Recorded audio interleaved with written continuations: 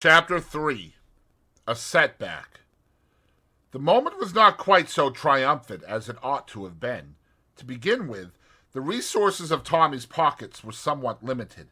In the end, the fare was managed, the lady recollecting a plebeian twopence, and the driver, still holding the varied assortment of coins in his hand, was prevailed upon to move on, which he did after one last hoarse demand as to what the gentleman thought he was giving him. "I think you've given him too much, Tommy," said Tuppence innocently. "I fancy he wants to give some of it back." It was possibly this remark which induced the driver to move away. "Well," said Mr. Beresford, at length able to relieve his feelings, "what the dickens did you want to take a taxi for?" "I was afraid I might be late and keep you waiting," said Tuppence gently. "Afraid you might be late? Oh, Lord, I give it up," said Mr. Beresford. "And really and truly," continued Tuppence, opening her eyes very wide, "I haven't got anything smaller than a £5 note." "You did that part of it very well, old bean, but all the same the fellow wasn't taken in, not for a moment." "No," said Tuppence thoughtfully, "he didn't believe it. That's the curious part about speaking the truth. No one does believe it. I found that out this morning. Now, let's go to lunch. How about the Savoy?" Tommy grinned. "How about the Ritz?" "On second thoughts, I prefer the Piccadilly. It's nearer. We shan't have to take another taxi. Come along." "Is this a new brand of humor? Is your brain really unhinged?" inquired Tommy. "Your last supposition is the correct one. I have come into money, and the shock has been too much for me. For that particular form of mental trouble, an eminent physician recommends unlimited hors d'oeuvres, lobster a la Americaine, chicken Newburg, and pêche Melba. Let's go and get them." "Tuppence, old girl, what has really come over you?" "Oh, unbelieving one!" Tuppence wrenched open her bag. "Look here, and here, and here. Great Jehoshaphat! My dear girl, don't wave fishers aloft like that." "They're not fishers. They're 5 times better than fishers, and this one's 10 times better." Tommy groaned. "I must have been drinking unawares. Am I dreaming, Tuppence, or do I really behold a large quantity of £5 notes being waved about in a dangerous fashion?" "Even so, O king. Now will you come and have lunch?" "I'll come anywhere. But what have you been doing? Holding up a bank?" "All in good time. What an awful place Piccadilly Circus is. There's a huge bus bearing down on us. It would be too terrible if they killed the £5 notes." "Grill room?" inquired Tommy, as they reached the opposite pavement in safety. "The other's more expensive," demurred Tuppence.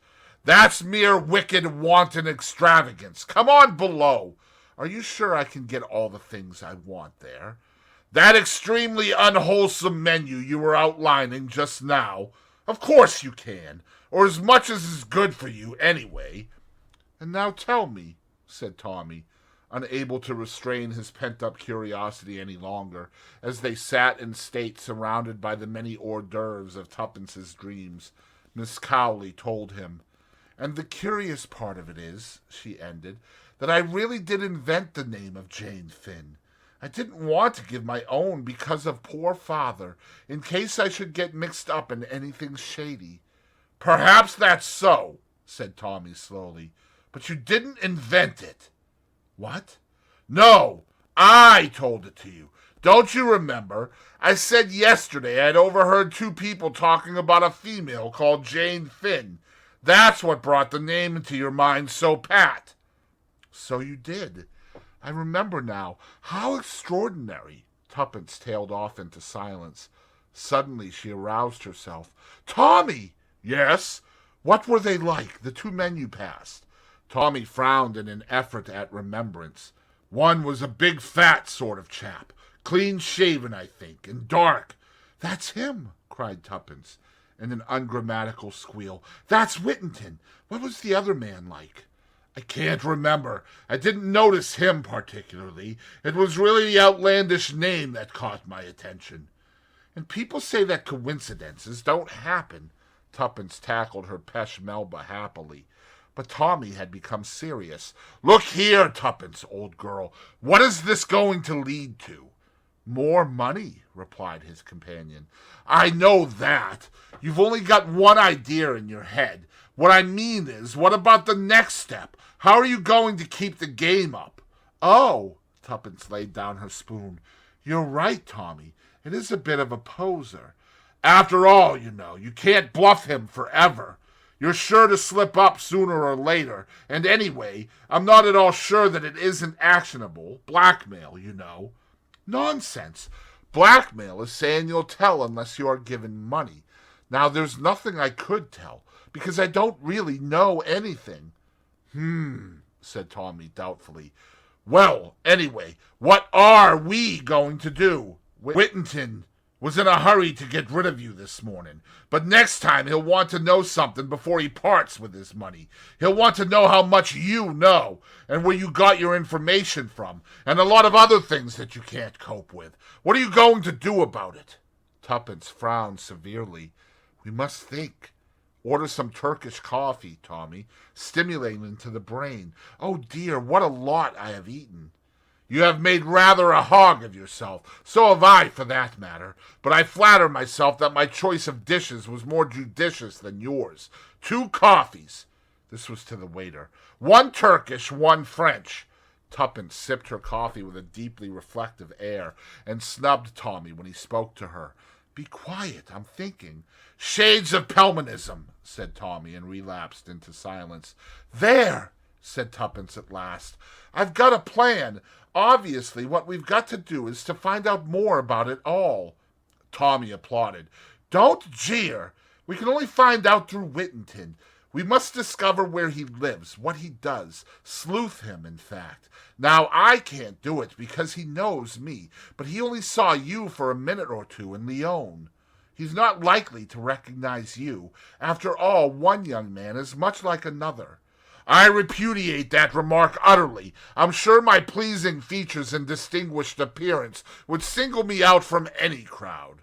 My plan is this, Tuppence went on calmly. I'll go alone tomorrow.